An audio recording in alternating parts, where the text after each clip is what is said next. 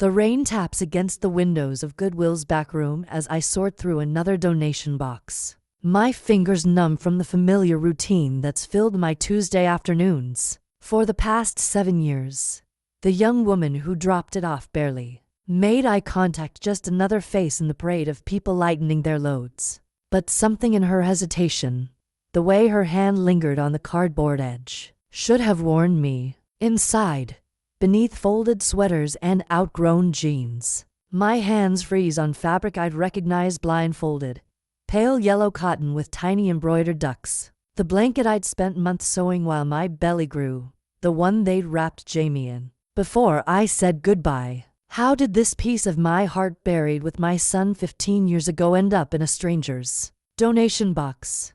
Who was this woman? And why did she have the only thing that connected me to the child I lost? Subscribe to our channel for more soul-stirring stories that reveal how fate brings lost pieces of ourselves back when we least expect it. My lungs forget how to work. The fluorescent lights above suddenly seemed too bright, too harsh. I clutched the yellow fabric to my chest, feeling the familiar texture against my fingertips, every stitch, every thread placed by my own hands. Marie, you okay? Linda's voice seems to come from somewhere far away. I look up to see her concerned face, her hand reaching toward my shoulder. I need a minute, I manage to say, slipping into the employee bathroom before she can ask any more questions. The cold water I splash on my face does nothing to calm the storm inside me. In the mirror, my reflection shows a ghost pale skin, wide eyes filled with confusion and pain. I press the blanket to my nose, searching for any lingering scent of baby powder or hospital antiseptic. There's only the faint smell of cardboard and someone else's laundry detergent.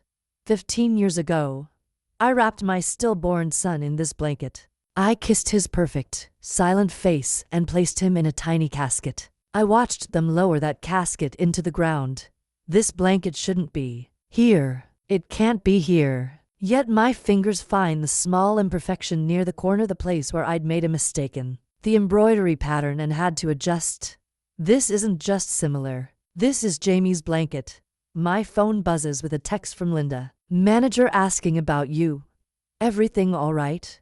I take a deep breath and fold the blanket carefully, tucking it into my bag. Against all store policy, I'm taking this home. Whatever explanation exists, I need to find it. When I return to the sorting room, Linda gives me a look that says she knows something is wrong, but she doesn't press. The young woman who dropped off the box is long gone, and I have no idea how to find her again. Food poisoning, I lie, forcing a weak smile. Must have been the chicken salad from lunch. Linda doesn't believe me. We've worked together too long for that, but she nods anyway. Why don't you head home early?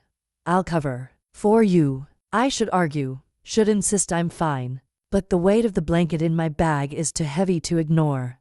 I need space to think, to remember, to understand. Thanks, I whisper, already untying my apron. I'll make it up to you. As I drive home, every stoplight seems too long, every other driver too slow. The blanket sits on the passenger seat now, impossible to ignore. It shouldn't exist outside of my memories in that small plot of earth in Oakwood Cemetery. Yet here it is, tangible, proof that something in my understanding of the past 15 years is fundamentally wrong. And somewhere in this town, a young woman unknowingly dropped a bomb into my carefully constructed life. My apartment is silent when I enter, just as I left it this morning. The clock on the microwave reads for 17 p.m., still hours before I'd normally be home. I place the blanket on my kitchen table and stare at it, afraid to touch it again, as if it might disappear. I haven't cried about Jamie in years. I'd packed away that grief like winter clothes in spring, bringing it out only on his birthday or when I passed the children's section at department stores. Now it all comes rushing back, a dam breaking after years of careful maintenance. I move, as if sleepwalking, to my bedroom closet. Behind shoe boxes and winter coats sits a plain white storage container I haven't opened in nearly a decade. The memory box, My therapist had called it a place for the tangible remains of a life that never truly began. My hands shake as I pull it down and carry it to the kitchen. Dust has settled on the lid, undisturbed until now. I place it beside the yellow blanket and take a deep breath before lifting the cover. The smell hits me first, baby lotion and hospital disinfectant somehow preserved all these years. On top lies a small card with tiny footprints in black ink. Jamie Wilson. It reads, 6 pounds, 2 Oz, 19 inches. Born sleeping, April 17, 2010. Beneath it, a lock of dark hair. The bracelet that had circled his tiny wrist. The hat he wore for the only photographs ever taken of him. And there, folded carefully at the bottom, a photograph of Jamie wrapped in the yellow blanket with the embroidered ducks. I hold the photo next to the blanket now on my table. The pattern is identical, the row of ducks along the border, the small blue flowers in each corner. Even the flaw where I'd miscounted stitches and had to adjust the pattern is visible in both. This isn't a blanket that looks like Jamie's. This is Jamie's blanket. But that's impossible. I watched them wrap him in it. I kissed him goodbye. I saw the casket lowered into the ground with my baby and his blanket inside. My phone rings, startling me. Linda's name flashes on the screen. Hey. I answer, trying to keep my voice steady. Marie, are you okay? You looked like you'd seen a ghost earlier. I looked down at the blanket. In a way, I did. What's going on? I can't tell her. Not yet. Not until I understand this myself. Just feeling a bit under the weather, I say. I'll be fine tomorrow, if you say so. Her tone makes it clear she doesn't believe me.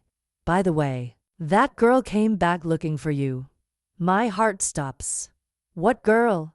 The donation box girl. Said she forgot to give you something. Left a number for you to call.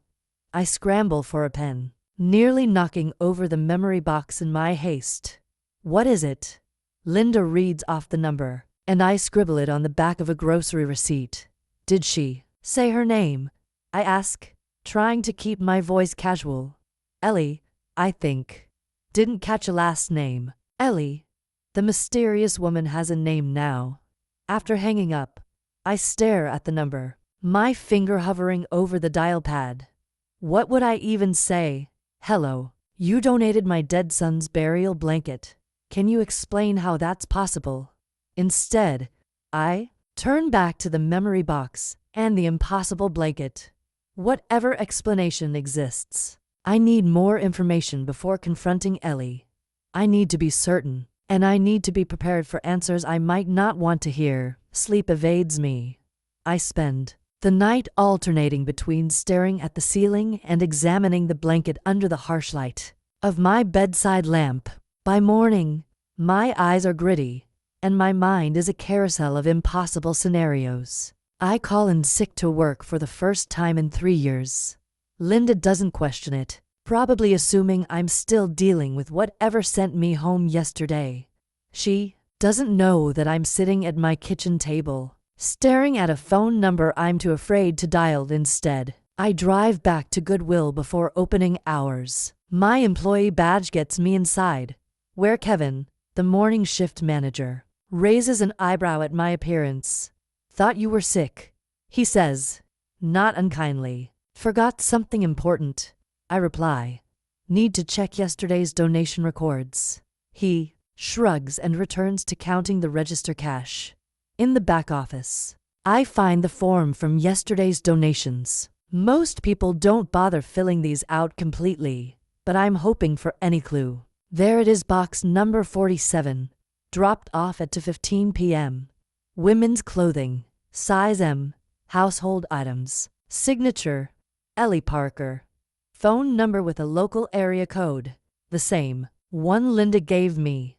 Address section left blank. I jot down the information and head to the security office. Our cameras aren't great, but they might give me something. Hey, Russ, I say to our security guard, who's halfway through a jelly donut. Can I review yesterday's footage? Lost item situation. Russ wipes sugar from his fingers and points me to the computer. Knock yourself out. Yesterday's files are already archived. I fast forward to 10, watching the back entrance. At to 14, a blue Honda Civic pulls into the donation area. A young woman mid-20s, brown hair pulled into a messy bun exits with a cardboard box. The camera angle changes as she enters the building, and I see myself greet her, take the box, hand her a donation receipt. The interaction seems perfectly normal. No nervous glances, no suspicious behavior beyond a slight hesitation as she hands over the box. Nothing to suggest she knew what was inside as she leaves. I switch to the parking lot camera, focusing on her license plate. It's partially obscured, but I make out JTL and what might be a 3 at the end. Not enough for a proper search, but it's something. I return to the donation box storage area and find box number 47, still sitting where I left it yesterday after removing the blanket. I carefully go through it again, inspecting every item more thoroughly. Women's jeans, a few sweaters, some paperback novels, nothing else that seems unusual as I'm about to give up. My fingers brush against something in the bottom corner of the box, a small, spiral-bound notebook with a blue cover, wedged into the cardboard seam. I pry it loose and flip it open. The first page has LEP written in the corner. My heart races as I thumb through it. Most pages contain what appear to be nursing school notes, anatomy terms, medication dosages, procedural steps. But toward the back, the entries become more personal. Cleaned out Dad's house today. So many rooms, so many secrets. The basement room was locked, had to call a locksmith. Why would he keep a room locked all these years? And later, found boxes of strange items in the basement. Dad's medical records make no sense.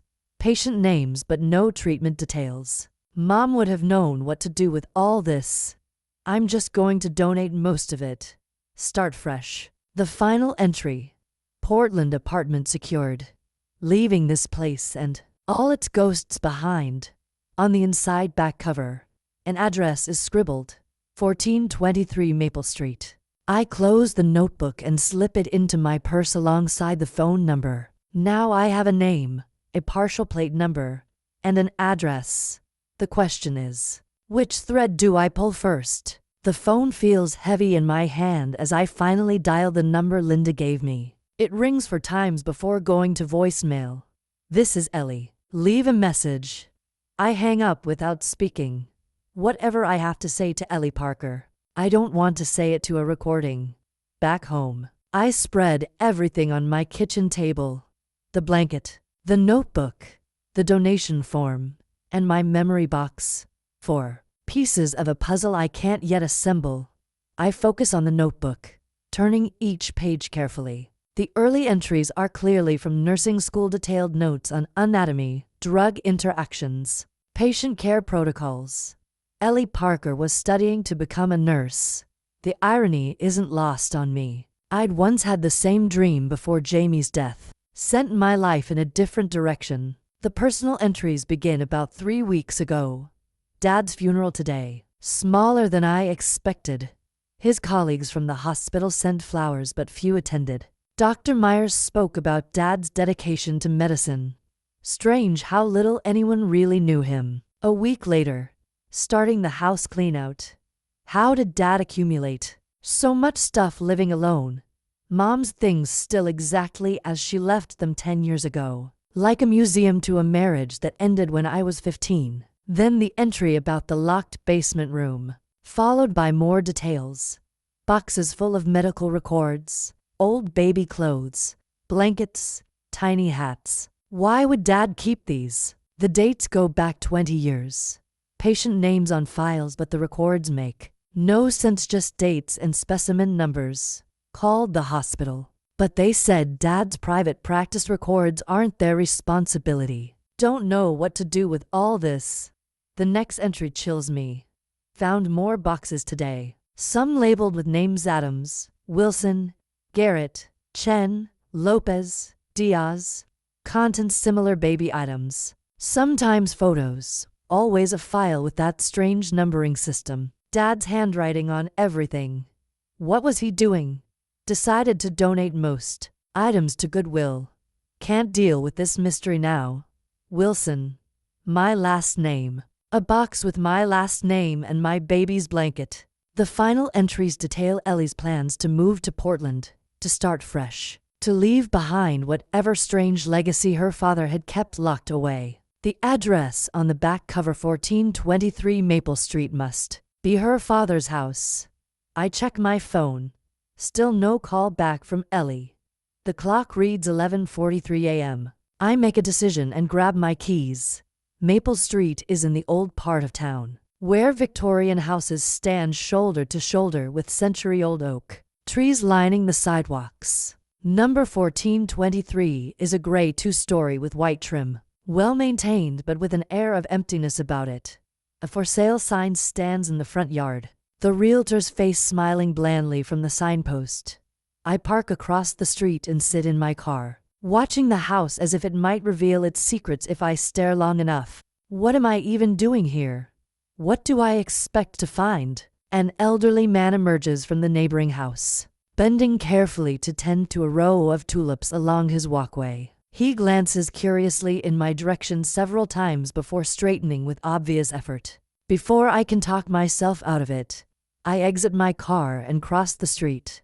Admiring the Parker place? The man asks as I approach, wiping soil from his hands. Beautiful home. Shame about the doctor. Did you know him well? I ask, trying to sound casual. 20 years as neighbors. Can't say I knew him well, though. Private man, especially after his wife passed. The daughter visits sometimes, but she's selling the place now. You interested in buying? Just looking. I say. I actually knew his daughter Ellie slightly. Do you know how I might reach her? I heard she was moving. He nods. Portland, I think she said. Finished clearing the place out last week. Nice girl, but always seemed a bit sad. Like her father that way. What did he do? Her father? Dr. Parker. OBGYN at Mercy Hospital for years. Had his own practice too. Delivered half the babies in this town, I'd wager. My heart stutters. An obstetrician. A locked room full of baby items. Files with names and specimen numbers. Did you say Mercy Hospital? My voice sounds strange. Distant. That's right. Worked there for decades. Retired about 5 years ago. Mercy Hospital. Where Jamie was born. Where Jamie died. Thank you. I managed to say. You've been very helpful. As I walk back to my car on unsteady legs, I pull out my phone and dial a number I haven't called in years. Sarah Wilson, answers the familiar voice of my college roommate, now an administrator at Mercy Hospital. Sarah, it's Marie. I need your help. The hospital parking garage hasn't changed in 15 years. I sit in my car, gathering courage to enter the building where I both created and lost a life. I haven't been back since Sarah meets me in the cafeteria, her administrative badge hanging from a lanyard around her neck. She looks older than I remember we all do, but her smile is the same. Marie, she says, hugging me tightly. It's been too long. We make small talk about her kids, my job, mutual friends from college. But she knows I didn't call after years of silence for a casual catch-up. What's going on? She finally asks, stirring her coffee. You sounded strange on the phone. I take a deep breath. I need information about a doctor who worked here. Parker. An Obgyn. Her eyebrows lift. Dr. Thomas Parker. He retired a few years ago. Died recently, I think. Was he working here in 2010? When Jamie was born? Understanding softens her face. Oh, Marie? Yes, he was on staff then. But he wasn't your doctor. I remember Dr. Sanderson delivered Jamie. I know. But I think Parker might have been involved somehow. After? I can't bring myself to say what I'm thinking. It sounds too grotesque, too impossible. Sarah leans forward. Involved how? I hesitate. Then pull out my phone and show her a picture of the blanket. This was buried with Jamie, but 3 days ago, it showed up in a donation box at Goodwill, dropped off by Parker's daughter. Sarah stares at the image, confusion clear on her face. That's not possible. I know, but it's the same blanket. I made it. I would recognize it anywhere. What are you suggesting happened? The words stick in my throat. I don't know, but Parker's daughter found boxes in his basement with baby items and medical files, including one with my last name. He kept a room locked for decades. Sarah's face pales. There were rumors about Parker. Nothing concrete, nothing actionable, but nurses sometimes questioned his procedures, especially with stillbirths and very premature deliveries. What kind of procedures? He insisted on handling certain cases personally, was territorial about death certificates, autopsies. Some thought he was just controlling. Others. She trails off. Others what, Sarah? She sighs. There was an investigation once. A mother claimed her stillborn's body was switched before burial, said the baby in the casket wasn't hers. Everyone assumed she was having a breakdown. The investigation was dropped when she retracted her statement. My hands begin to shake. When was this? 2011, I think. About a year after Jamie. I need to see Jamie's records. Sarah shakes her head. Marie, I could lose my job. Please. I buried my son 15 years ago, and now his blanket is sitting on my kitchen table. I need to know what happened. She's silent for a long moment, then nods once. Meet me in records. After my shift, 6 p.m. Use the service entrance on level B. I spend the next 4 hours wandering the hospital corridors, a ghost revisiting the scene of her haunting. The maternity floor has been renovated, but when I close my eyes, I can still hear the phantom cries of newborns mixed with my own silent grief. At 6 p.m. sharp, I enter the basement level. Sarah is waiting by a door marked medical records. Authorized. Personnel only. I've pulled what I could find, she says, voice hushed. We have 20 minutes before security does their rounds. The room is windowless, filled with rows of filing cabinets and computer terminals. Sarah leads me to a small conference table where several folders lie open. This is Jamie's birth record, she says, pointing to the first file. Death certificate here. And this, she hesitates. This is a transfer form I found in Dr. Parker's supplemental files. It's for infant remains with Jamie's case number, signed by Parker, not Sanderson. I stare at the form, dated 1 day after Jamie's death, authorizing transfer of specimen to private research facility. My son, reduced to a specimen. This can't be real, I whisper, staring at the transfer form. They showed me Jamie. I held him. I buried him. Sarah points to another document. Look at the autopsy waiver. Your signature is here, declining hospital autopsy. But this second form authorizes a private pathology review. Did you sign this? I examine the signature. It looks like mine, but something is off. The loop of the M is wrong. The final E to curved. No, I say firmly. I never sign anything like this. Sarah pulls out another file. These are the mortuary release forms. Standard procedure is the funeral home collects the remains directly from the hospital.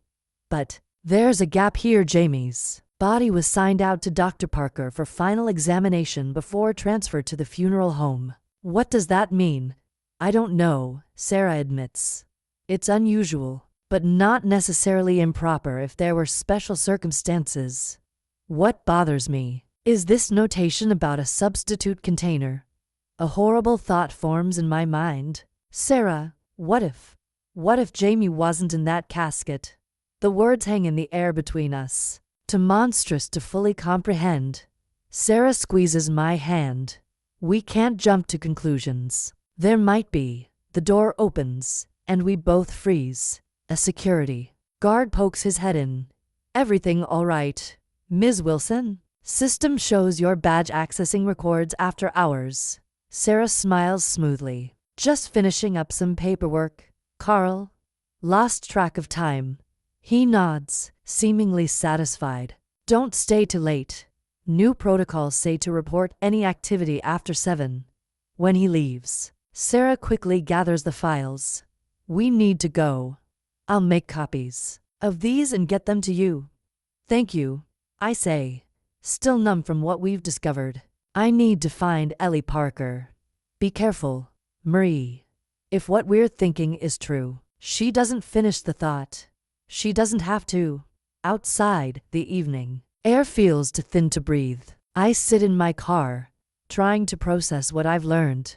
The transfer form, the forged signature, the substitute container. My phone buzzes with a text from an unknown number. This is Ellie Parker. You were asking about me at Goodwill. What's this about? My fingers hover over the keyboard. What do I say? How do I even begin to explain? I type simply, I need to talk to you about something you donated. A yellow baby blanket with ducks. 3s appear, disappear, appear again. Finally, I don't remember specific items.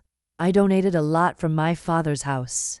It's important. The blanket belonged to my son. Long pause. Then, how did my father have your son's blanket? That's what I'm trying to figure out. Can we meet? Another pause. I'm in Portland now, moving into my new apartment. Can we talk by phone? This needs to be in person. It's about more than just the blanket. Your father kept boxes with families' names. Wilson was one of them. That's me. No response for several minutes. I start the car, resigned to not getting an answer tonight. Then, I'll be back in town this weekend to finish some paperwork on the house. Saturday, 2 p.m. The cafe on Main and Elm. I'll be there, I reply as I drive home. Rain begins to fall. Gentle at first, then heavy enough to blur the streetlights into watery halos. Like tears, I think. The sky is crying for all of us, for Jamie, for me, for the other names in those boxes, and even for Ellie, whose father's secrets are about to shatter whatever image she had of him. Saturday feels too far away. I spend Wednesday night restlessly pacing my apartment. The blanket and files spread across my coffee table like evidence in a crime scene, which I'm beginning to believe they are. Thursday morning, I call in sick again. Linda leaves a worried voicemail, but I can't bring myself to return it. How do I explain any of this? Instead, I turn to my laptop and search for Ellie Parker on social media. There are dozens, of course, but I narrow it down using what I know. Nursing student. Recently moved to Portland. Father recently deceased. I find her on the third platform I try. Her profile picture shows a young woman with shoulder-length brown hair and tired eyes that match the color of her father's house. Recent posts mention the move to Portland and starting a new job at a medical center there. A post from 3 weeks ago. Laid dad to rest today. Complex feelings about a complex man. Mom would have known what to say. Missing her extra today. 2 weeks ago. Cleaning out 30+ years of memories from the family home. Some things are better left undisturbed. Some secrets should stay buried. And most recently, Portland. Here I come. New city. New start. New life. Leaving the ghosts behind. Each post has minimal engagement, a few likes, generic condolence comments. Ellie Parker seems as isolated as the father she's trying to escape. I click through to her photos. Most are typical coffee shops, sunsets, the occasional selfie. Then, I find an album titled Med School Graduation from 2 years ago. In one photo, Ellie stands in her cap and gown beside an older man with gray hair and her same eyes. Dr. Parker. I presume he's not smiling in any of the pictures. I enlarge the clearest image of him, studying the face of the man who might have stolen my son's body. He looks ordinary, unremarkable, the kind of face you'd trust with your medical care, your pregnancy, your child, the kind of face that hides secrets in locked basement rooms. On impulse, I search his name with Mercy Hospital and investigation. Most results are innocuous medical conference presentations, hospital newsletter mentions, his recent obituary. But on the second page, a small local news item from 2011 catches my eye. Hospital investigation closed without findings. The article is brief, mentioning only that allegations of procedural irregularities against Dr. Thomas Parker had been investigated and dismissed. No details on the nature of the allegations. The mother Sarah mentioned must have retracted her statement before specifics became public. I search for combinations of stillborn and body switched with our town name. Nothing relevant appears. Either the story never made the news, or it was buried as efficiently as our babies supposedly were. My phone rings, startling me. Sarah's name flashes on the screen. I've been thinking about those records. She says without preamble. Something doesn't add up. The death certificate has normal processing signatures, but that transfer form was filed separately, not with the main record. What does that mean? It means Parker was doing something off-book. I asked a colleague who worked here longer than me. She remembered Parker had a research grant for studying fetal abnormalities. He was supposedly collecting tissue samples for a university study. My stomach turns. Jamie didn't have abnormalities. He was perfect, just not breathing.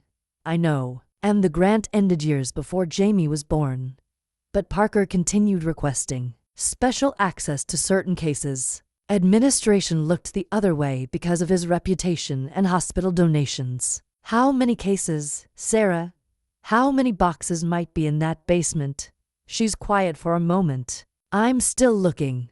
So far I've found 5 other cases with similar irregularities in the filing. All stillbirths or deaths shortly after birth. All with Parker's signature on supplemental forms, even when he wasn't the attending physician. 5 other families. 5 other boxes in a locked room. 5 other empty caskets.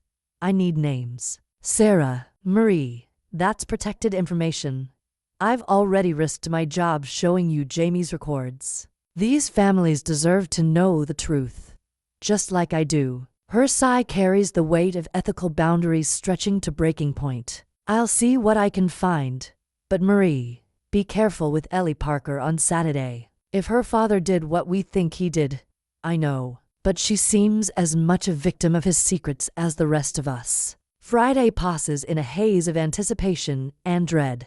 I clean my apartment obsessively, as if removing dust can somehow clear the cobwebs of this emerging nightmare. I rearrange my bookshelves. I scrub the bathroom tiles with an old toothbrush. Anything to keep my hands busy and my mind from spinning out impossible theories that feel increasingly possible. Sarah calls in the afternoon. I have those names. She says quietly, Adams, Garrett, Chen, Lopez, Diaz. The same names from Ellie's notebook. My heart pounds. Dates range from 2007 to 2012. She continues. All had similar paperwork irregularities. All had Parker's signature on transfer forms, even though he wasn't the primary physician in most cases. Did you find addresses? Contact information? Marie? I can't give you that. I've already crossed too many ethical lines. These people buried empty caskets. Sarah. My voice breaks. They deserve to know. Silence stretches between us. Finally, she sighs. I'll text you what I have. But Marie, this has to come from the hospital officially, not just you showing up at these people's doors. We need more proof. The proof is in Parker's basement. Or was, before Ellie donated it. Be careful tomorrow.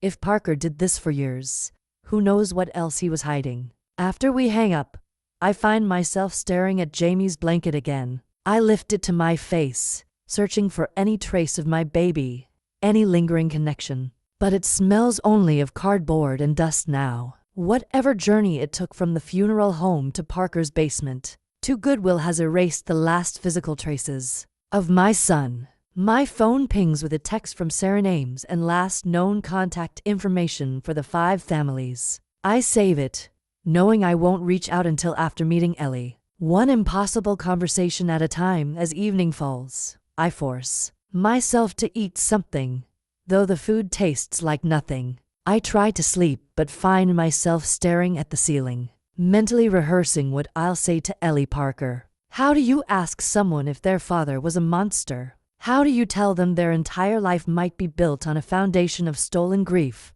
Round midnight, my phone lights up with a message from Ellie. Been thinking about our meeting tomorrow. Can you tell me more about this blanket? Why is it important? I stare at the screen, considering how much to reveal. Too little, and she might not take me seriously.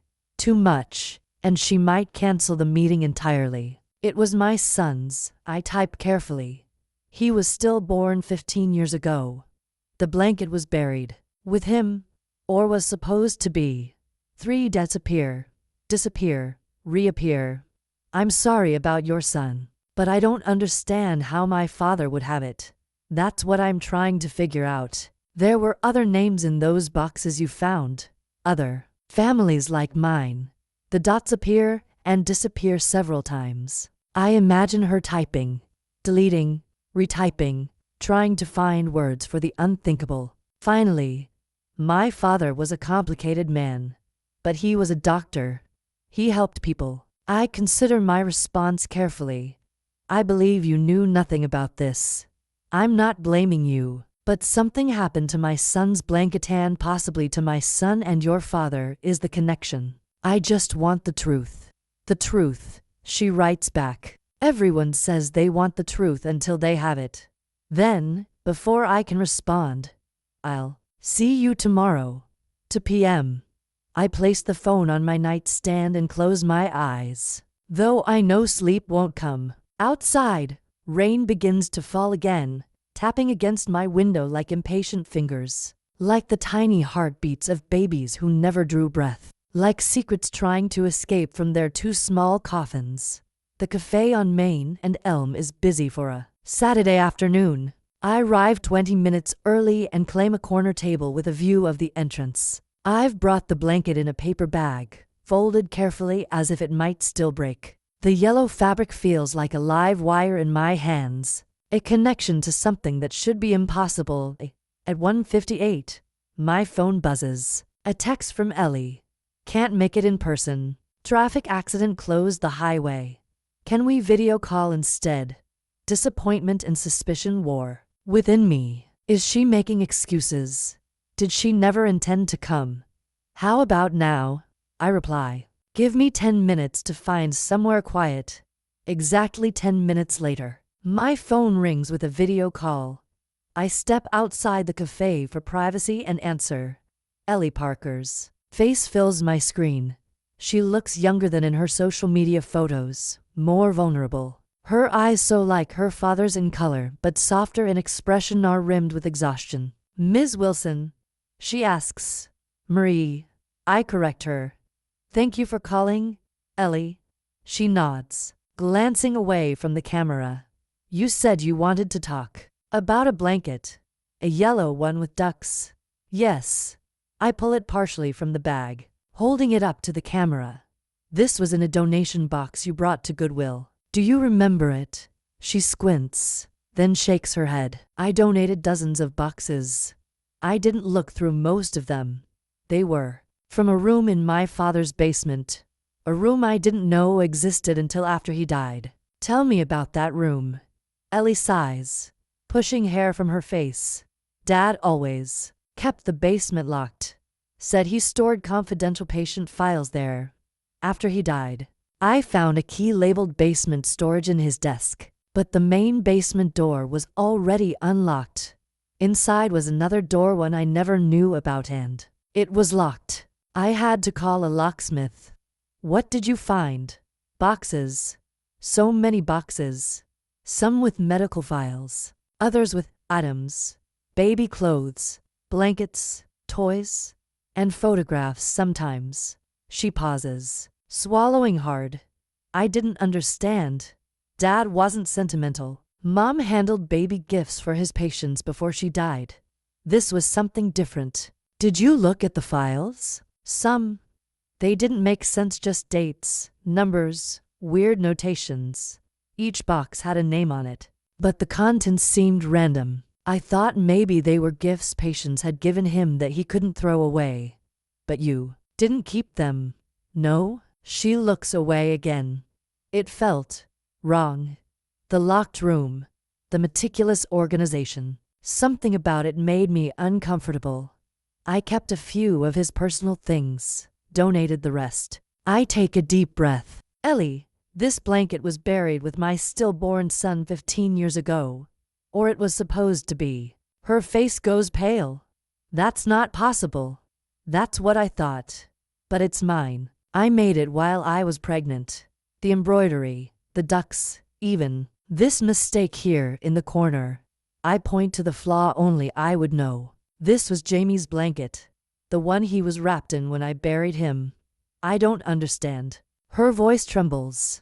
Are you saying my father took it from a grave? I'm saying I don't think my son was ever in that grave.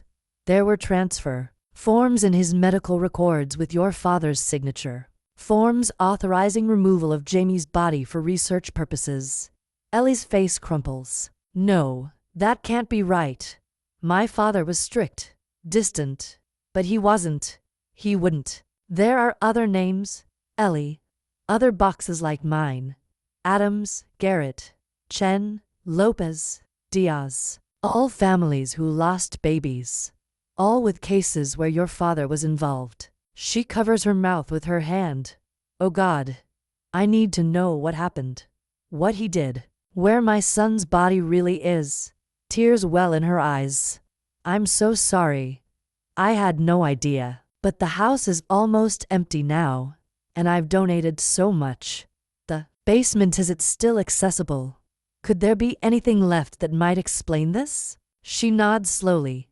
Yes, some shelving, filing cabinets I didn't empty. The realtor is showing the house Monday, but I still have the keys. Can we meet there? Tomorrow? Ellie stares into the camera, conflict clear on her face. Finally, she nods. Yes, I need to know the truth too. Tomorrow, 10 a.m., 1423 Maple Street. Thank you, I say softly. Don't thank me yet, she replies. We might both regret what we find. Sunday. Morning dawns with a stillness that feels like the world holding its breath. I arrive at 1423 Maple Street at 9:55, parking directly in front. This time, I don't hesitate at the sidewalk.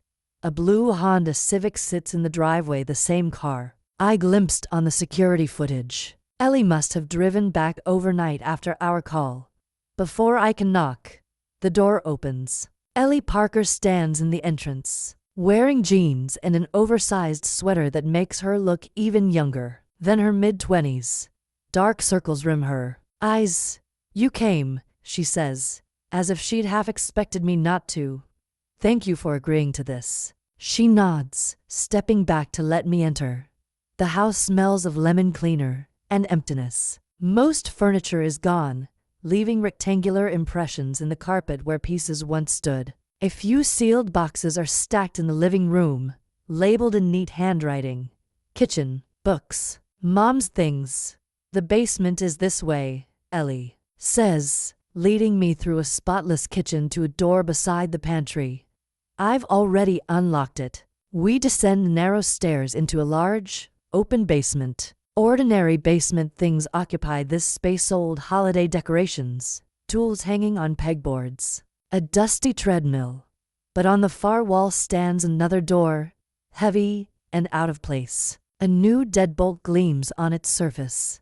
The locksmith installed that after cutting the old lock, Ellie explains. I didn't want anyone accessing it while I figured out what to do with everything. She unlocks the deadbolt with shaking hands. The door swings open to reveal a smaller room, perhaps 15 by 15 feet, with stark white walls. Metal shelving units line 3 walls, mostly empty now. A large filing cabinet stands in one corner, and a desk with a computer occupies the center. I donated most of the boxes that were on these shelves, Ellie says quietly, but I didn't touch The filing cabinet or computer. It felt medical, private. The remaining shelves hold a few items: baby booties, a silver rattle, what looks like a hospital identification bracelet. Each sits on a small card with a number written in precise handwriting. These were organized by date. Ellie continues. Oldest in the back corner, newest by the door, most from before I was born. The ones I donated were from the last 20 years or so. I approached the filing cabinet. Each drawer is labeled with a range of years.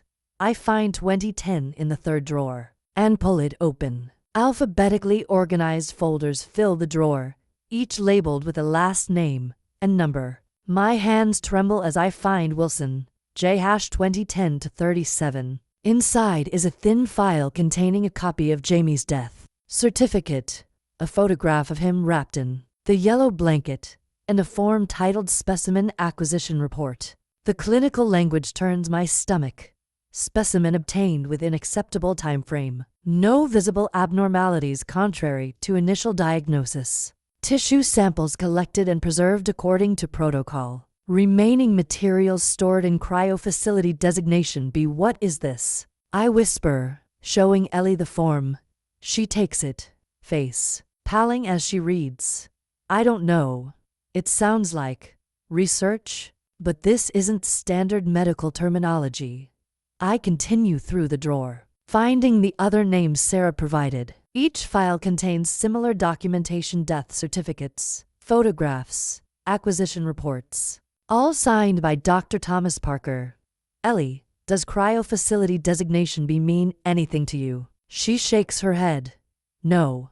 But she points to the computer. Maybe there's something there. The computer is password protected, of course. Ellie tries several combinations: her father's birthday, her mother's name, their anniversary. Nothing works. Wait, she says suddenly. The key to this room was labeled Prometheus. Maybe. She types Prometheus into the password field. The screen unlocks, revealing a desktop with meticulously organized folders. My God. Ellie breathes.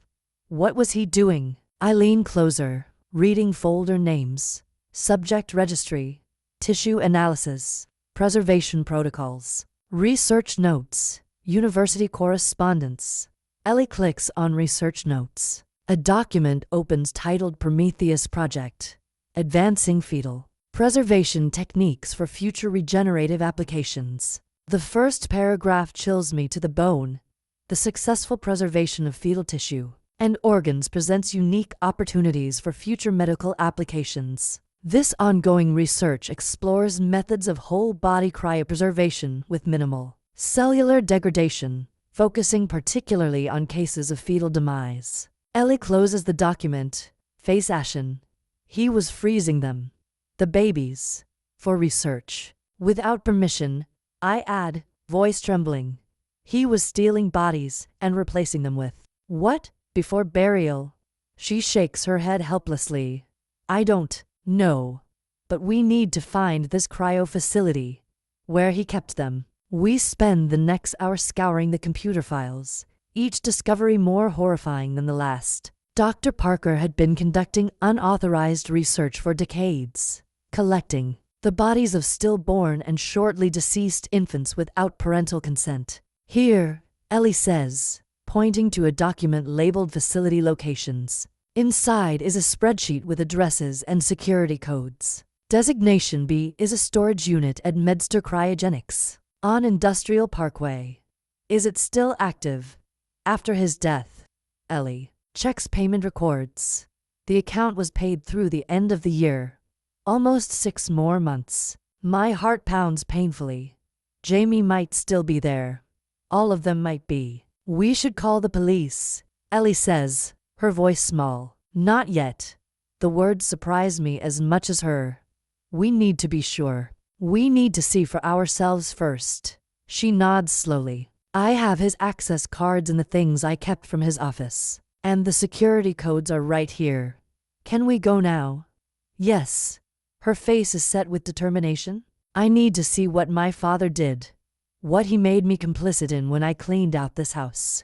We print key documents and load them into Ellie's car. The drive to Industrial Parkway takes 20 minutes. Neither of us speaking, both lost in the horror of what we might find. Medster Cryogenics is housed in a nondescript gray building with minimal signage. A security panel beside the entrance requires both a key card and code. I never knew about this place, Ellie says as she swipes her father's card and enters the code from the spreadsheet. Never even heard him mention it. The door clicks open. Inside, a receptionist desk sits empty Sunday, but security cameras monitor the sterile white lobby. Ellie approaches another door, this one requiring a fingerprint. We can't get past this, she says. DEFEATEDI examine the panel, noticing a numerical keypad beside the fingerprint scanner. Try entering an override code. There must be one for emergencies. Ellie checks the documents we printed. Here, administrative override 782-510. The light turns green, and the door unlocks with a soft hiss. Beyond lies a corridor of storage rooms with reinforced doors. Each is labeled with a letter. We find B at the end of the hall. Ellie's hand trembles as she swipes the card one final time and enters another code. The heavy door swings open to reveal a room filled with stainless steel storage units, each the size of a small filing cabinet. A control panel on the wall displays temperature readings and power supply status. These are cryogenic storage chambers, Ellie whispers, for long-term preservation. Each unit has a digital display showing a reference number. I scan them frantically until I find 2010-37 Jamie's number. This one, I say, my voice breaking. This is Jamie. Ellie examines the unit. We can't open it. The temperature inside is -196 degrees Celsius. Anything inside would be destroyed if exposed to room temperature without proper thawing protocols. Is he really in there? After all this time, she checks the monitoring system. According to this, all units are intact and functioning. No power interruptions since installation. I place my hand on the cold metal surface of Unit 2010-37. Is my son inside? Preserved in frozen suspension for 15 years while I visited an empty grave? The thought is both horrifying and strangely comforting. At least he wasn't decayed to dust. At least something of him still exists. There are dozens of units here, Ellie says, scanning the room. Not just the 6 we know about. This goes back decades. What was he doing with them? The research files mention future applications. But what does that mean?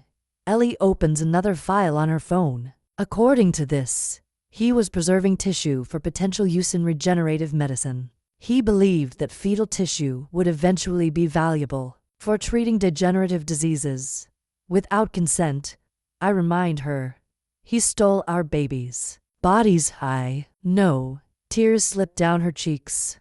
I'm so sorry, Marie. I had no idea. It wasn't your fault. He was my father. All those years, I lived above this secret. I brought him dinner when he worked late. I celebrated his medical awards. Her voice breaks. I thought he was a healer. I look around at the sterile room. The humming machines. The blinking lights that indicate active preservation of what should have been laid to rest years ago. We need to tell the others, I say quietly. The other families deserve to know. Ellie nods, wiping her tears. And then the police. What he did was criminal. What happens to them? To Jamie and the others? That should be the family's decision, she says.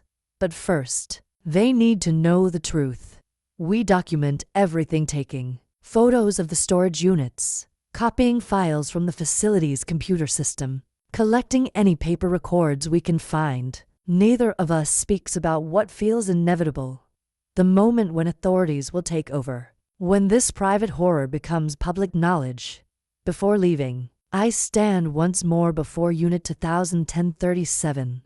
I'll be back, I whisper, touching the cold metal surface. I promise. The drive back to town passes in weighted silence. At Ellie's house, we spread our evidence across the kitchen counter, a grim collection of proof that Dr. Thomas Parker systematically stole the bodies of deceased infants for his unauthorized research. I need to contact the other families, I say, looking at the list Sarah provided. Tonight, if possible. Ellie nods. I'll help you. It should come from both of us. I start with Rebecca Adams, whose baby girl died 3 days after birth in 2007. The phone rings 4 times before a woman answers. Hello? Mrs. Adams. My name is Marie Wilson. You don't know me, but my carefully prepared words evaporate. How do you tell a mother that her child's grave is empty? Who did you say you were? Suspicion edges her voice. My son, Jamie, was still born in 2010 at Mercy Hospital. Dr. Parker was involved in his case. I pause, gathering courage.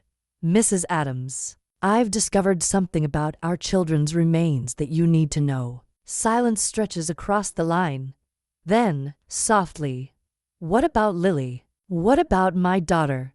I explain as gently as possible: the blanket, the basement room, the storage facility. With each word, I feel her shock radiating through the phone. This can't be happening. She finally says, we buried her. I saw her. I thought the same about Jamie, but I found his blanket, and now I've found where Dr. Parker was keeping their bodies. Your daughter's unit is there, still preserved. Preserved? Her voice breaks. For 15 years? While I've been putting flowers on an empty grave. I'm so sorry. Dr. Parker's daughter is here with me. We've documented everything, but we thought you deserved to know before we contact authorities. More silence, then a shaky breath. I want to see. I need to see for myself. Of course. Can you meet us tomorrow? We're contacting the other families tonight. Other families? How many? At least 5 that we know of. Possibly more. A soft, wounded sound escapes her. All these years I had dreams. You know, dreams. Where Lily wasn't in her casket. I told my therapist, and she said it was normal grief. Denial. Her voice hardens. But I was right. I was right. After arranging to meet tomorrow, I call the Chen family next. No answer. Then the Garretts. David Garrett answers on the second ring. His son Jacob died at birth in 2008. His reaction moves from disbelief to rage as I explain. That bastard, he says, voice shaking. That goddamn bastard. We trusted him. He came to Jacob's funeral. The Lopez family speaks limited English. Ellie takes over, using her nursing school Spanish to explain the situation to Elena Lopez, whose daughter Sophia was still born in 2011. Elena's wailing response needs no translation. We can't reach the Diaz family. Their number is disconnected. Ellie makes a note to check for updated contact information by midnight. 4 of the 5 families have been notified. We arranged to meet them all at Ellie's house tomorrow afternoon. What happens now? Ellie asks as I prepare to leave. After everyone knows, we go to the police. The hospital will have to be involved, and probably the medical board. Your father's estate might face lawsuits. She nods, resigned. I'll lose everything. The house, his savings, whatever's left. You're not responsible for what he did. It doesn't matter. Once this becomes public, she trails off, staring at the evidence spread across the counter. You know what I can't understand? He was cold, distant, but I never thought he was monstrous. How do you live with someone for 20 years and not see what they're capable of? I think of the tiny grave I've visited faithfully for 15 years, bringing flowers, whispering one-sided conversations to a son who was never there. We see what we need to see, I guess. We believe what helps us survive. She walks me to the door. I'll see you tomorrow with the others. Ellie, I pause, hand on the doorknob. Thank you for helping, for not looking away when it would have been easier. Don't thank me, she says, echoing her words from our video call. This doesn't make anything right. No, I agree. But it's a start. At home, I place Jamie's blanket on my bed and curl around it. allowing myself to cry for the first time since this nightmare began. Not just for Jamie, but for all of us, the parents who mourned at empty graves, the babies who never found true rest, and even for Ellie, whose father's legacy will forever be tainted by the horror of his secret research. Tomorrow, we face the other families. Tomorrow, the private grief becomes collective action. Tomorrow, the truth will be too big for any basement room to contain. Monday afternoon, Ellie's living room fills with strangers united by unimaginable loss. Rebecca Adams, a thin woman with tired eyes. David and Carol Garrett, holding hands so tightly their knuckles are white.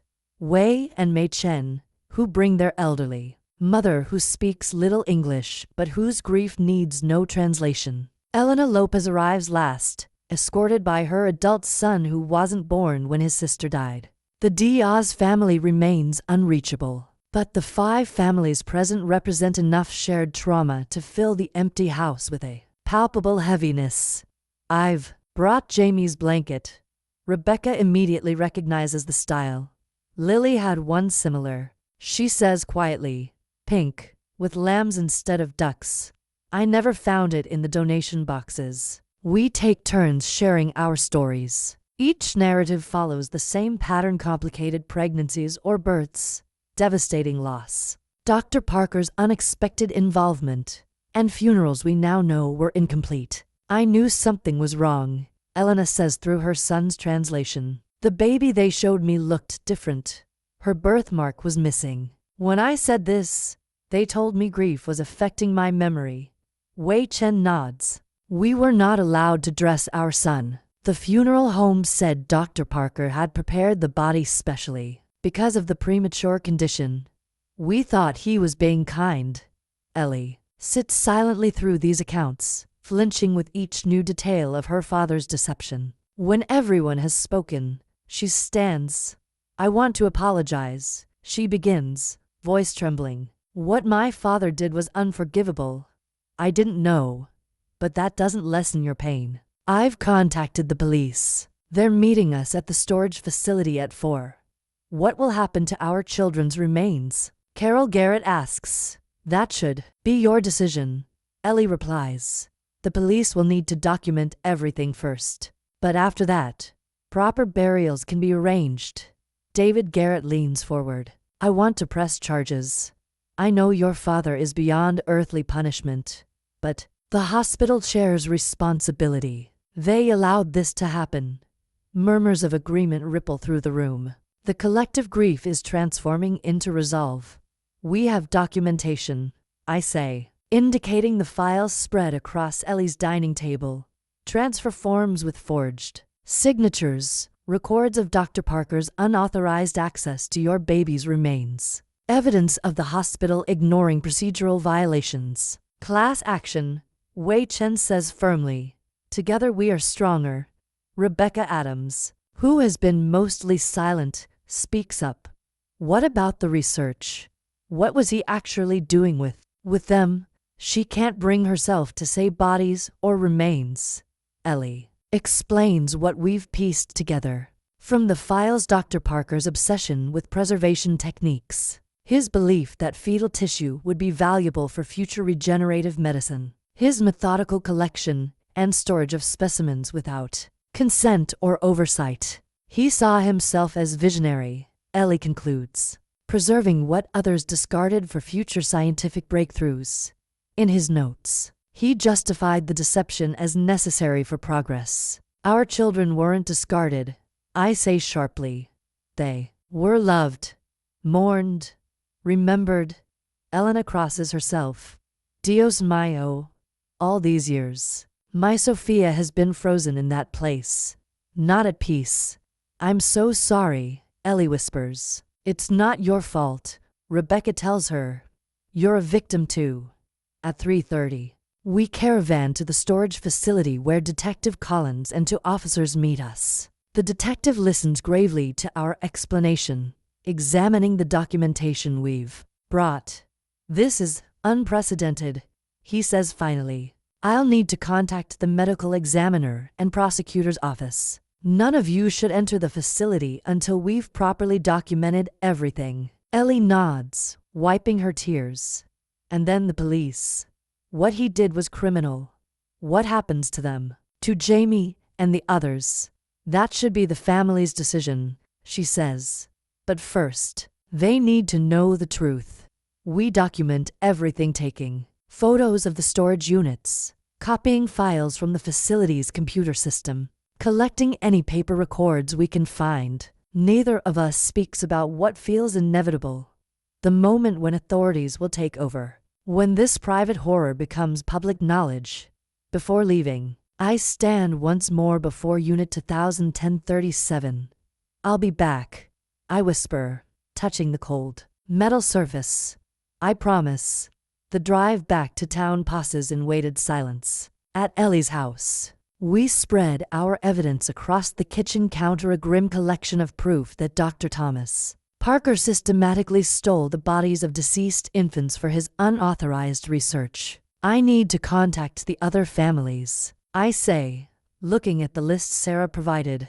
Tonight, if possible. Ellie nods. I'll help you. It should come from both of us. I start with Rebecca Adams, whose baby girl died 3 days after birth in 2007. The phone rings 4 times before a woman answers.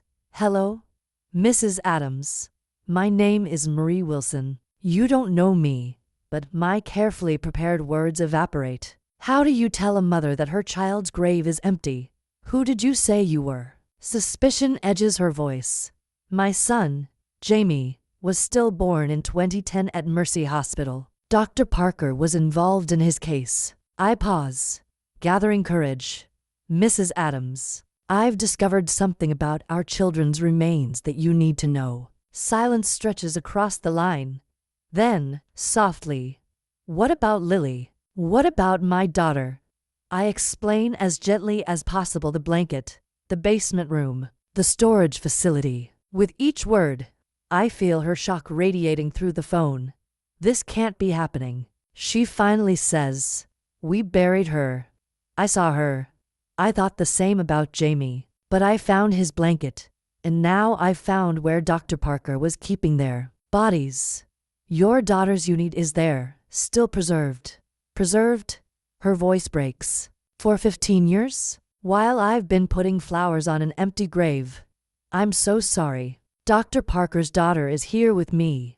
We've documented everything, but we thought you deserved to know before we contact authorities. More silence. Then a shaky breath. I want to see. I need to see for myself. Of course. Can you meet us tomorrow? We're contacting the other families tonight. Other families? How many? At least 5 that we know of. Possibly more. A soft, wounded sound escapes her. All these years I had dreams. You know, dreams. Where Lily wasn't in her casket. I told my therapist, and she said it was normal grief. Denial. Her voice hardens. But I was right. I was right. After arranging to meet tomorrow, I call the Chen family next. No answer. Then the Garretts. David Garrett answers on the second ring. His son Jacob died at birth in 2008. His reaction moves from disbelief to rage as I explain. That bastard, he says, voice shaking. That goddamn bastard. We trusted him. He came to Jacob's funeral. The Lopez family speaks limited English. Ellie takes over, using her nursing school Spanish to explain the situation to Elena Lopez, whose daughter Sophia was stillborn in 2011. Elena's wailing response needs no translation. We can't reach the Diaz family. Their number is disconnected. Ellie makes a note to check for updated contact information by midnight. 4 of the 5 families have been notified. We arranged to meet them all at Ellie's house tomorrow afternoon. What happens now? Ellie asks as I prepare to leave. After everyone knows, we go to the police. The hospital will have to be involved, and probably the medical board. Your father's estate might face lawsuits. She nods, resigned. I'll lose everything. The house, his savings, whatever's left. You're not responsible for what he did. It doesn't matter. Once this becomes public, she trails off, staring at the evidence spread across the counter. You know what I can't understand? He was cold, distant, but I never thought he was monstrous. How do you live with someone for 20 years and not see what they're capable of? I think of the tiny grave I've visited faithfully for 15 years, bringing flowers, whispering one-sided conversations to a son who was never there. We see what we need to see, I guess. We believe what helps us survive. She walks me to the door. I'll see you tomorrow with the others. Ellie, I pause, hand on the doorknob. Thank you for helping, for not looking away when it would have been easier. Don't thank me, she says, echoing her words from our video call. This doesn't make anything right. No, I agree. But it's a start. At home, I place Jamie's blanket on my bed and curl around it, allowing myself to cry for the first time since this nightmare began. Not just for Jamie, but for all of us, the parents who mourned at empty graves, the babies who never found true rest, and even for Ellie, whose father's legacy will forever be tainted by the horror of his secret research. Tomorrow, we face the other families. Tomorrow, the private grief becomes collective action. Tomorrow, the truth will be too big for any basement room to contain. Monday afternoon, Ellie's living room fills with strangers united by unimaginable loss. Rebecca Adams, a thin woman with tired eyes. David and Carol Garrett, holding hands so tightly their knuckles are white. Wei and Mei Chen, who bring their elderly mother who speaks little English but whose grief needs no translation. Elena Lopez arrives last, escorted by her adult son who wasn't born when his sister died. The Diaz family remains unreachable, but the 5 families present represent enough shared trauma to fill the empty house with a palpable heaviness. I've brought Jamie's blanket. Rebecca immediately recognizes the style. Lily had one similar. She says quietly, pink, with lambs instead of ducks.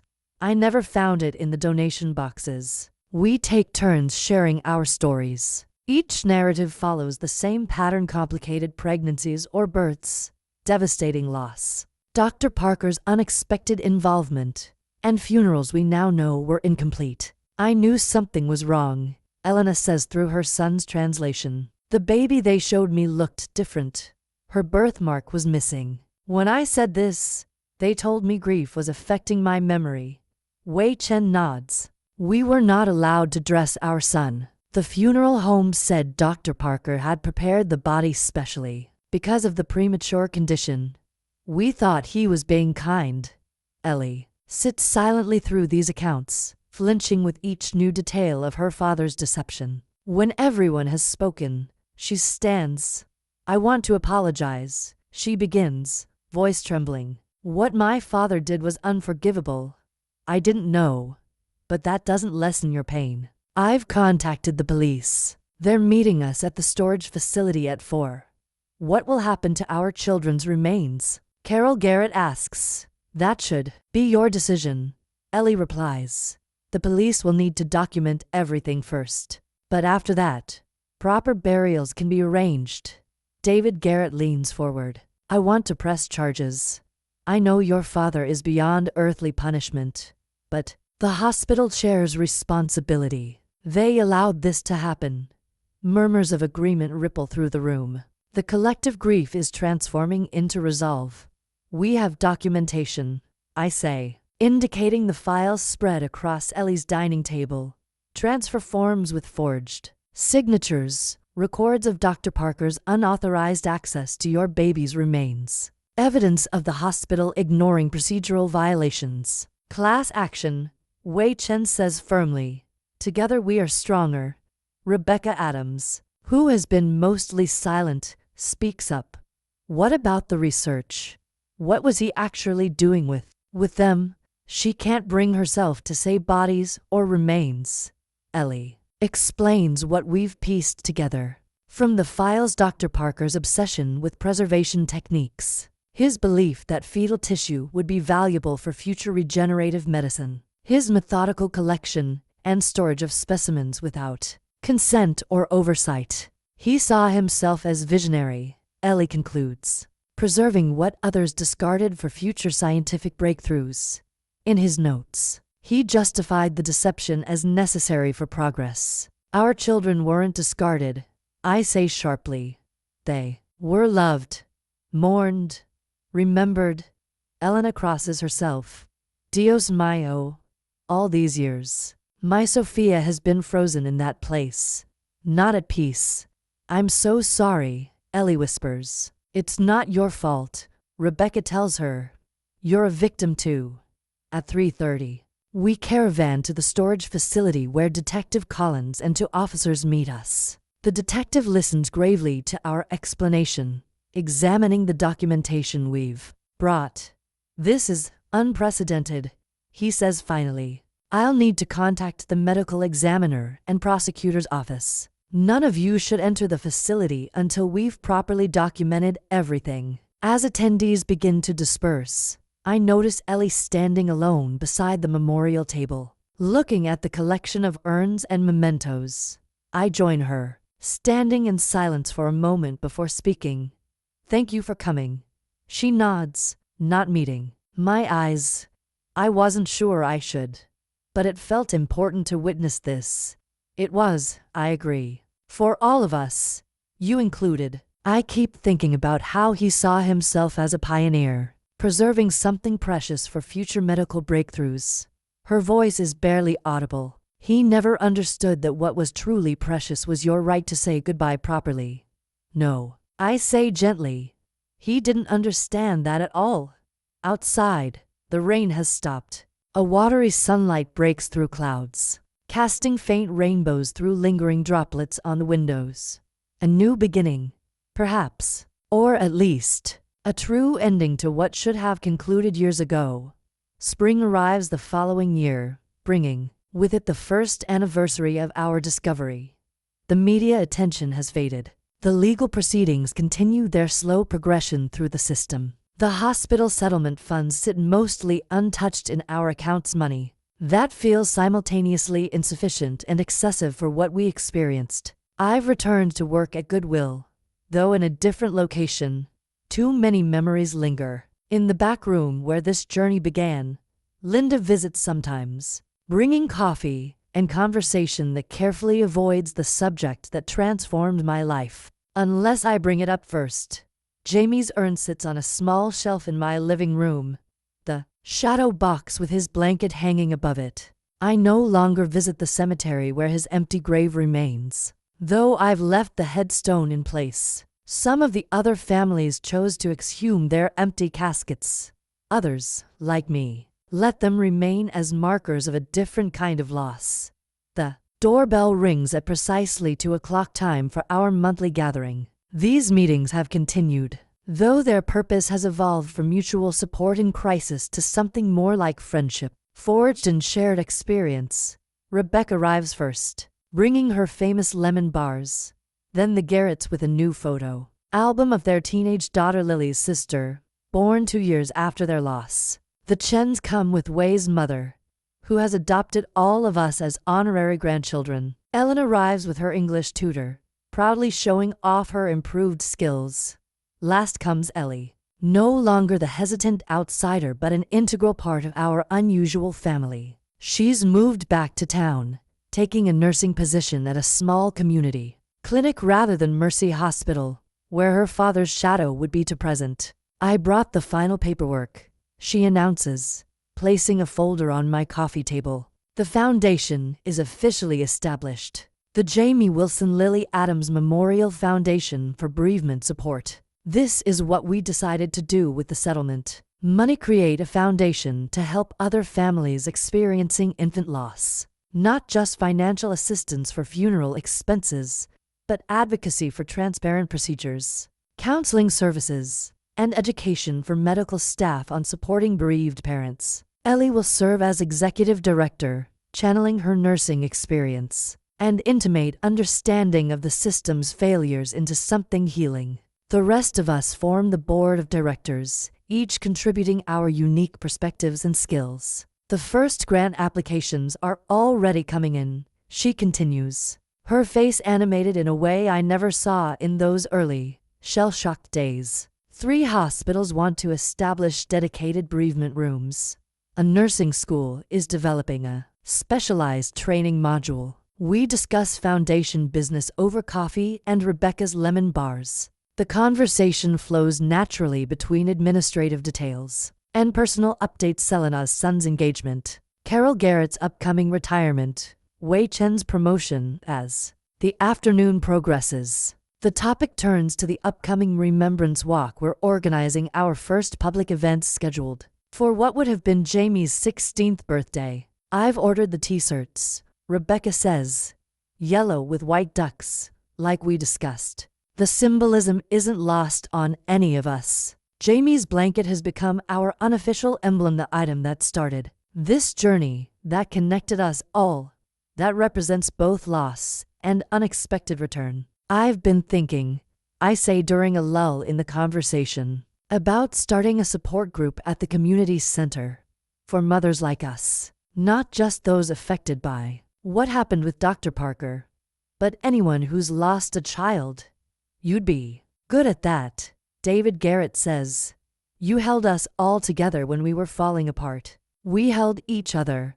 I correct him.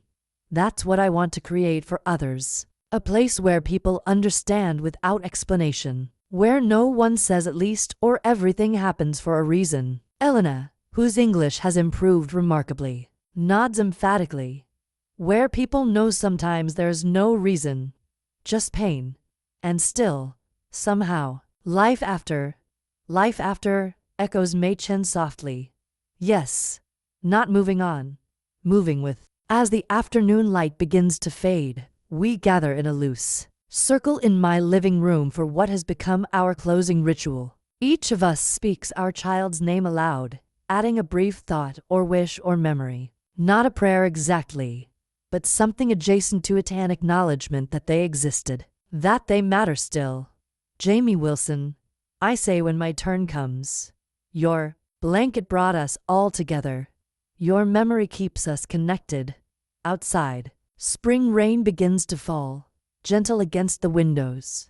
Inside, this unlikely family bound by loss, sustained by understanding, continues the delicate work of building something new from the fragments of what was taken. 5 years later, the foundation has grown beyond what any of us imagined. Our small office in a converted Victorian downtown now employs 4 staff members besides Ellie. The annual Remembrance Walk draws hundreds of participants. The support group I started has branches in 3 neighboring counties. I'm arranging chairs for tonight's meeting when my phone rings. The caller ID shows Rebecca Adams, and I smile as I answer. Hey, Becca, we still on for lunch tomorrow? Absolutely, she says. But that's not why I'm calling. You need to get to the office. Channel 8 just did a segment on the foundation, and the phones are ringing off the hook. I arrive to find Ellie and our volunteer coordinator, Jenna, fielding calls. The segment featuring interviews with several of our families and footage from last year's Remembrance Walk has struck a chord with viewers. That was the Diaz family. Ellie tells me as she hangs up. They finally saw the story. They've been living in Arizona. They want to connect with the foundation. The final piece clicks into place. After 5 years, the last of our original families has found their way back to us. Later that evening, as our support group members file out after another powerful session, a young woman lingers behind. She's visibly pregnant but wears the distinctive purple wristband that identifies those who have experienced loss, likely a rainbow baby. After a previous loss, Marie, she approaches hesitantly. I don't know if you remember me. I'm Tara Mitchell. I was a nursing student under Ellie at the community clinic. I place her now one of Ellie's mentees from the clinical rotation program we established. Of course. How are you? When are you due? She rests her hand on her rounded belly. 3 more weeks. A boy. Her expression grows serious. I wanted to thank you. What I learned in your program changed how I practice nursing. Last month, I assisted with a stillbirth at Mercy. Because of your training, I knew what to do, how to create memories, give the parents time, make sure everything was properly documented and witnessed. My throat tightens. I'm glad it helped. The parents mentioned your foundation, actually. Said they'd attended a session before delivery when they learned there might be complications. She hesitates. I was wondering if, when I finish my maternity leave, if there might be a place for me at the foundation. I want to specialize in bereavement care. We'd be lucky to have you. I tell her sincerely. Talk to Ellie when you're ready. After she leaves, I linger in the empty meeting room, straightening chairs that don't need straightening. On the wall hangs a framed replica of Jamie's blanket, professionally photographed and enlarged, the ducks and flowers vibrant against the yellow background. Beneath it, a plaque bears the foundation's mission statement, honoring every life, no matter how brief, supporting every family, no matter their journey. My phone chimes with a text from Ellie. Dia's family confirmed for next month's board meeting. All 6 original families together at last. 6 families, 23 children in total. Countless lives touched by both the tragedy and the healing that followed. I gather my things and head home to my apartment, larger now, in a quieter neighborhood, purchased with part of the settlement funds. Jamie's urn and shadow box still occupy the place of honor in my living room, but they're now surrounded by photographs of our foundation events, awards for our advocacy work, artwork created by bereaved siblings in our children's program. As I prepare for bed, I take the small memory box from my nightstand, no longer the painful repository of grief it once was, but a treasured connection to my son. Inside, among the hospital bracelet and birth certificate, lies a photograph I couldn't bear to look at for years. Jamie, wrapped in his yellow blanket, in my arms for the brief time we had together. I study his perfect face, no longer with the searing pain of fresh loss, but with the gentler ache of long-term absence. Look what you started, I whisper to the image. Look what your blanket found. From devastating discovery to collective healing. From abandoned basement to thriving foundation. From isolated grief to connected purpose. In the morning, I'll meet Rebecca for lunch. We'll discuss the upcoming fundraiser and her granddaughter's dance recital. Later, I'll call Elena to help with her English language grant application. On the weekend, the Chen family is hosting a Lunar New Year celebration for our extended foundation family. Life continues, richer and more connected than I could have imagined when I first held that impossible yellow blanket in Goodwill's back room. Some might call it redemption. Others might see it as making meaning from senselessness. I've come to understand it as the unexpected gift, hidden within unbearable loss, the connections formed when we're brave enough to share our broken places with others who understand.